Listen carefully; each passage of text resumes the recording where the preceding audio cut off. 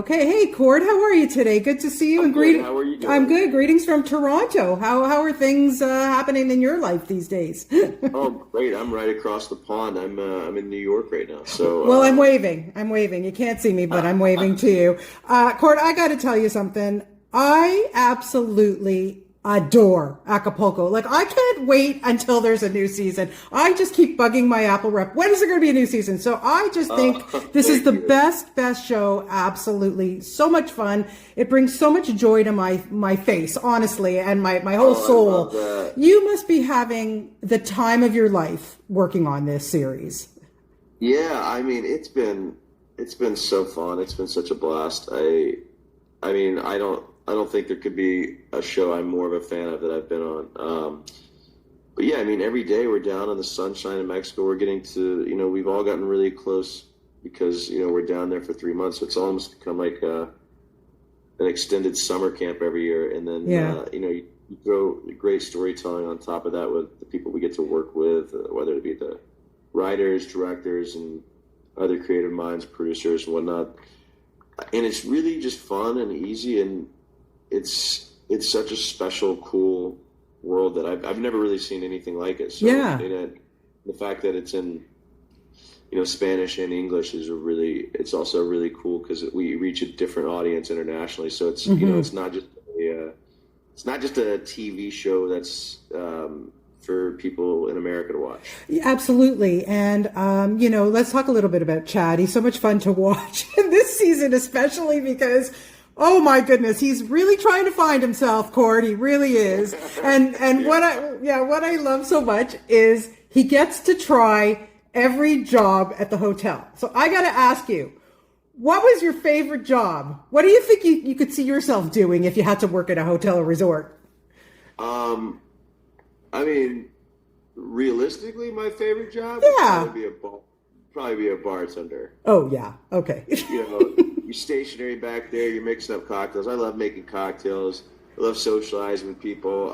You get characters coming in and out. You give them a little bit of liquid truth and see what comes out. I think that would be a really fun job. Yeah. My favorite job to play on this show is I really love getting to work with Regina, who plays Lupe. I think Yes. that she's so fun to work with, and she loves to just play around. Yeah. So she's great, but there's a couple of scenes with her where my character doesn't pick up on her like cold, dismissive demeanor, and so he doesn't understand that she doesn't want him around, and he just is like this wide-eyed puppy dog, even though he's in his late 20s or early 30s. Well, for sure. He doesn't do laundry so well either. I got to give her that, No, right? he doesn't do laundry so well, and he's just kind of like he's trying his best, and you can't help but love that he's making an attempt. Yeah. But it's funny too and it's interesting because you think that this character has just been given everything on a silver platter. He really hasn't. He really is struggling to try to find himself, his identity, with his dad, quote unquote, Diana's mom. It's an interesting conundrum what he's going through. Do you relate to him in any way?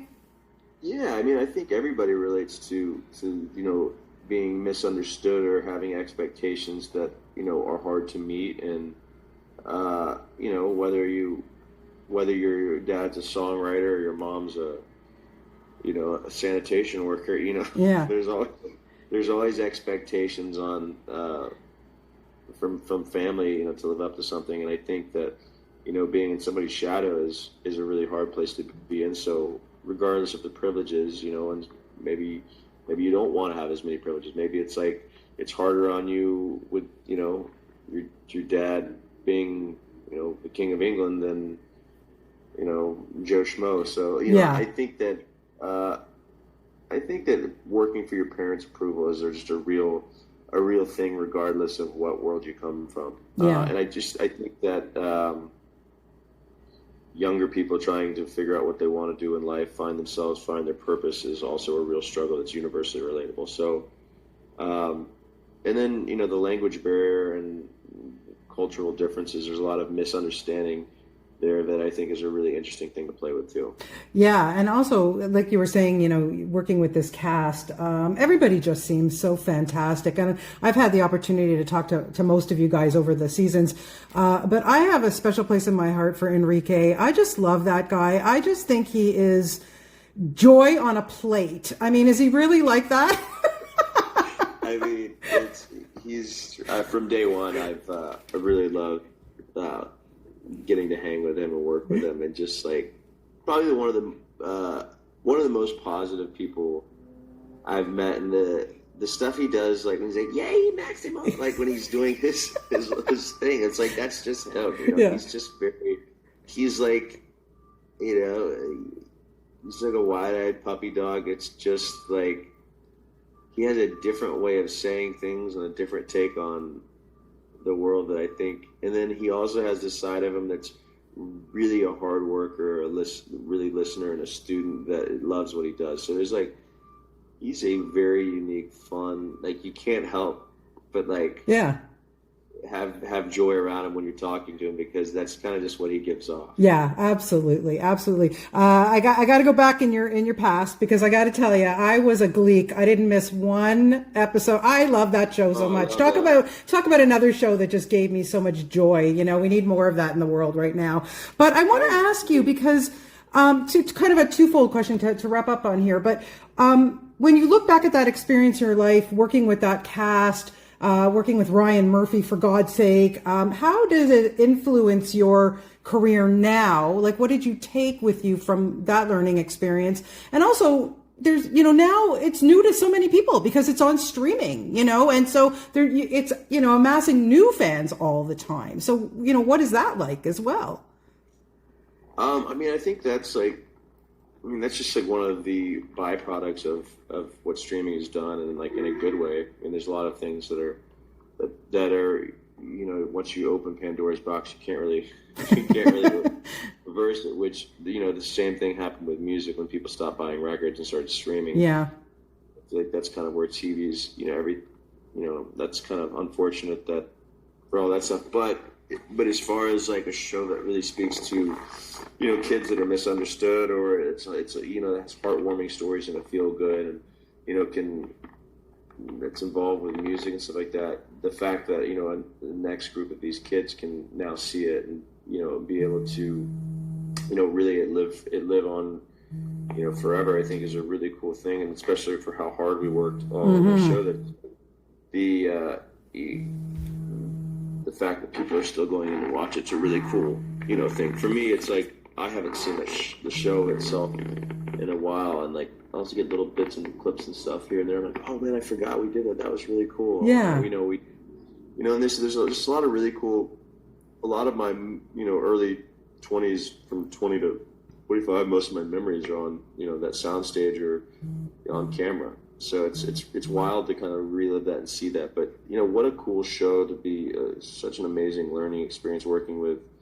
I mean, Ryan, I feel like everything that guy touches his hand to turns to like a creative gold. I don't know what's in the water he's drinking at home, but I know, right? I want a piece of that. That's for sure. I don't know what he's maybe it was the water where he grew up or what, but he's like he's a special human that's given a voice to a lot of people that normally probably wouldn't have a voice. And like with a lot of the stuff that's gone on with whether it be people talking about bullying or people talking about